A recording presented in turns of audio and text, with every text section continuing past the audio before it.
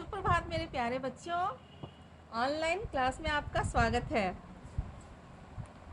फिर से हम लोग ऑनलाइन क्लास में आज भाषा अधिगम एवं व्याकरण कक्षा 1 में पाठ 5 लिंग जेंडर के बारे में पढ़ेंगे। लिंग किसे कहते हैं, लिंग क्या है? भाषा में केवल मनुष्यों और पशुओं के ही नहीं बल्कि अन्य जीवों का भी लिंग जानना आवश्यक है।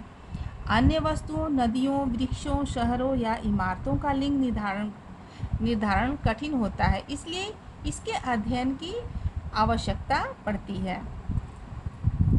लिंग क्या है? शब्द के जिस रूप से यह पता चले कि वह पुरुष जाति के लिए है अथवा स्त्री जाति के लिए है, उसे लिंग कहते हैं। कोई भी हमें कैसे पता चलेगा कि ये पुरुष है, ये स्त्री है? उसके लिए हमें उसके लिंग से उसको हम निर्धारित करते हैं। कोई लड़का है, जैसे लड़का शब्द से पता चलता है कि वह पुरुष जाति का है, अतः ऐसे शब्दों को पुल्लिंग कहते हैं।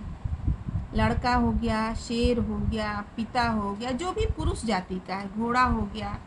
अब इसी के उल्टा अपोजिट में लड़की शब्द से पता चलता है कि वह स्त्री जाति के लिए है, अतः ऐसे शब्दों को स्त्रीलिंग कहते हैं। जैसे पुल्लिंग हो गया लड़का तो इसकी स्त्रीलिंग हो गई लड़की। पुल्लिंग हो गया शेर तो उसकी स्त्रीलिंग हो गई शेरनी। पिता पुल्लिंग हो गए और उनके उल्टा जो हुआ अपोजिट हुआ वो माता स्त्रीलिंग हो गई। घोड़ा का घोड़ी। तो जिससे लड़का अथवा लड़की का भेद पता चलता है उसे हम लिंग कहते हैं। लिंग 2 प्रकार के होते हैं, पुल्लिंग और स्त्रीलिंग। बच्चों आपको समझ में आ गया होगा कि लिंग किसे कहते हैं और लिंग के कितने भेद हैं।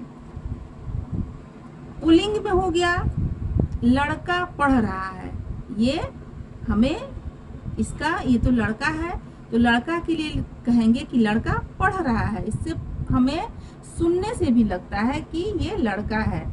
यहीं पे अगर लड़की रहे तो लड़की पढ़ रही है, यहाँ भी इसकी स्त्रीलिंग हो जाएगी। पुरुष जा रहा है, राजा बैठा है, ये सारे पुल्लिंग है। ये लड़का, ये पुरुष और ये राजा, ये तीनों पुल्लिंग है, ये पुरुष जाति के हैं। अब स्त्री जाति के लोग कौन कौन से हैं? जैसे लड़की है, लड़की, अब यहाँ पे लड़का पढ़ रहा है और लड़की पढ़ रही है, यहाँ भी इसकी स्त्रीलिंग हो रही है। स्त्री जा रही है, रानी बैठी है। इसके ठीक उल्टा लड़का का लड़की, पुरुष का स्त्री, राजा का रानी। तो हमें पुल्लिंग से यहाँ पे लड़का और स्त्रीलिंग से हमें लड़की का बोध हो रहा है। तो लिंग भी समझ में आ गया और स्त्रीलिंग पुल्लिंग भी समझ में आ गया। यह जानना दिलचस्प होगा कि हिंदी भाषा में विभिन्न विधाओं का भी लिंग निर्धारित होता है। जैसे कविता, कहानी स्त्रीलिंग है तो उपन्यास या नाटक पुल्लिंग है। अब हम लोग थोड़ा और आगे पार्ट 2 में, भाग 2 में हम लोग कुछ और जानकारी लिंग के बारे में प्राप्त करेंगे। तब तक के लिए आप लोग घर पे रहें, सुरक्षित रहें। धन्यवाद। आपका दिन मंगलमय हो बेटा।